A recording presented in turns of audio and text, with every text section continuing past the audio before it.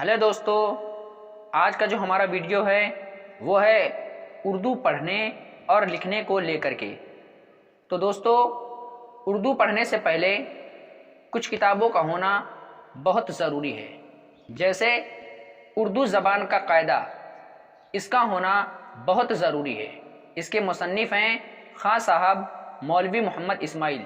ये याद रहे कि उर्दू ज़बान का कायदा इस नाम से बहुत सारी किताबें मार्केट में अवेलेबल हैं, बट ये देखना है कि इसके मुसन्निफ़ कौन है। जैसे यहाँ खां साहब मौलवी मोहम्मद इस्माइल साहब हैं, इनकी किताब खुद लेना है, उर्दू ज़बान का कायदा। दूसरी है उर्दू ज़बान की पहली किताब, इसका होना बहुत ज़रूरी है। उर्दू ज़बान की दूसरी किताब, इसका होना भी बहुत ज़रूरी है। उर्दू ज़बान की तीसरी किताब, इसका होना भी बहुत ज़रूरी है। और उर्दू ज़बान की चौथी किताब, इसका होना भी बहुत ज़रूरी है। उर्दू ज़बान की पांचवी किताब, इसका होना भी बहुत ज़रूरी है। ये तो हो गई 6 किताबों का सेट, जो कि उर्दू ज़बान की पांचवी किताब, उर्दू ज़बान की चौथी किताब, उर्दू ज़बान की तीसरी किताब, उर्दू ज़बान की दूसरी किताब और उर्दू ज़बान की पहली किताब और उर्दू ज़बान का कायदा, जो कि इन 6 किताबों का सेट आता है। अब ये है बहार उर्दू हिस्सा अव्वल, इसका होना भी बहुत ज़रूरी है। इसके मुसन्निफ़ हैं जनाब मास्टर अब्दुल समद साहब। बहार उर्दू हिस्सा अव्वल का होना ज़रूरी है। बहार उर्दू हिस्सा दोम का होना ज़रूरी है। बहार उर्दू हिस्सा सोम का होना बहुत ज़रूरी है। और एक किताब है तामीर अदब करके, हिस्सा अव्वल। इसके मुसन्निफ़ हैं हज़रत अल्लामा मौलाना बदरुद्दीन अहमद साहब किबला कादरी। इनकी किताब तामीर अदब हिस्सा अव्वल का होना बहुत ज़रूरी है। और एक किताब है जो लुगात को लेकर के है, मुफीदुल लुगात करके, जो कि उर्दू ज़बान की कुंजी से मशहूर है। इस किताब का होना बहुत ज़रूरी है। तो उर्दू पढ़ने लिखने के लिए इन किताबों का होना बहुत ज़रूरी है। और दोस्तों, अगर आपने इन किताबों को पढ़ लिया तो दुनिया की उर्दू की चाहे जो किताब हो, उसको आप आसानी के साथ पढ़ सकते हैं। तो सबसे पहले हम शुरू करेंगे उर्दू ज़बान का कायदा। दोस्तों, ये आपको खाका दिख रहा होगा, ये जो नक्शा बना हुआ है, तो उर्दू में जितने भी अल्फाज बनेंगे वो इन्हीं हुरूफ से मिल करके बनेंगे। तो आइए हम इनको जान लें। अलीफ कुछ इस तरह लिखा जाता है। ये है बे, जिसके नीचे एक नुक्ता है। ये है पे, जिसके नीचे 3 नुक्ता होते हैं। ये है ते, जिसके ऊपर 2 नुक्ते होते हैं। ये है टे, जिसके ऊपर एक छोटी सी तो बनी होती है। ये है से, जिसके ऊपर 3 नुक्ते होते हैं।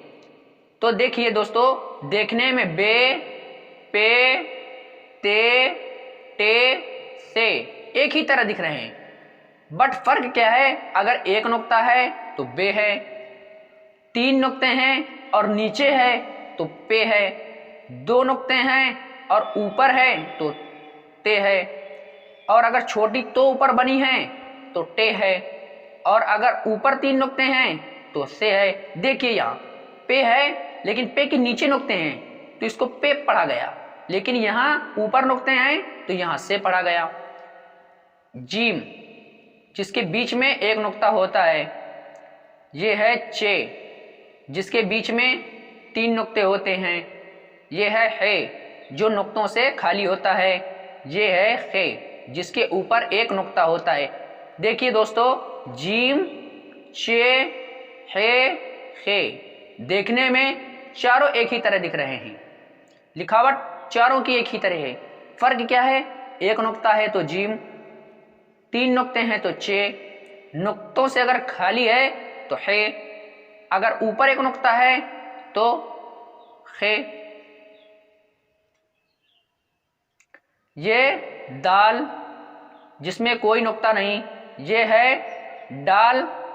ये है जाल, जिसके ऊपर एक नुक्ता है।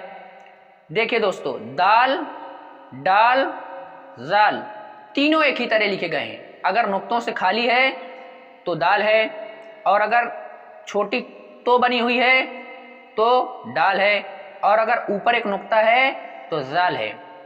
تو دوستو یہ ہے رے، یہ ہے رے، اور یہ ہے زے، اور یہ ہے زے۔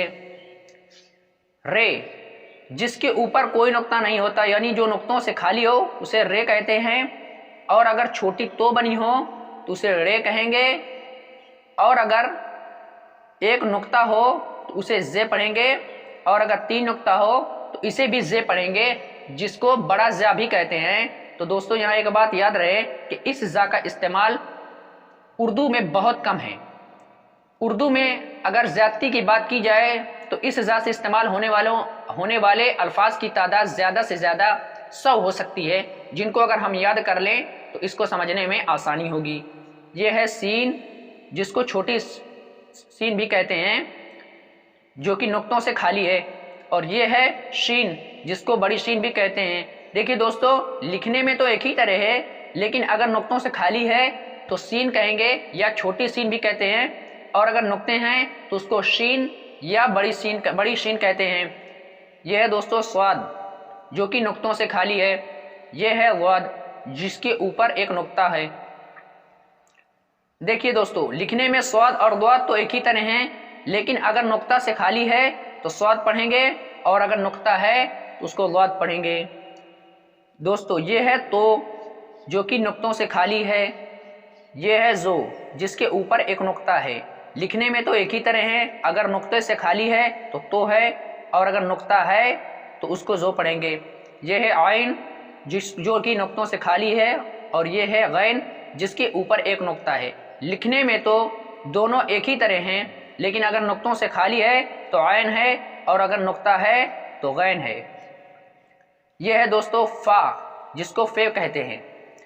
یہ ہے بڑا قاف، یہ ہے کاف، جس کو چھوٹا کاف بھی کہتے ہیں۔ یہ ہے گاف، یہ ہے لام، یہ ہے میم، یہ ہے نون، یہ ہے واو، یہ ہے ہے، اور یہ بھی ہے لیکن اس کو دو چشمی ہے کہتے ہیں۔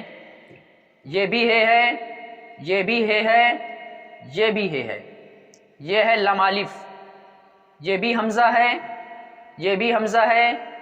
یہ ہے یا، اور یہ بھی ہے یا، جس کو چھوٹی یا بھی کہتے ہیں، جس کو بڑی یا بھی کہتے ہیں۔ اس یا کو یائے معروف کہتے ہیں، اور اس یا کو یائے مجہول کہتے ہیں۔ امید کرتے ہیں دوستو کہ آپ کو یہ ویڈیو سمجھ میں آیا ہوگا۔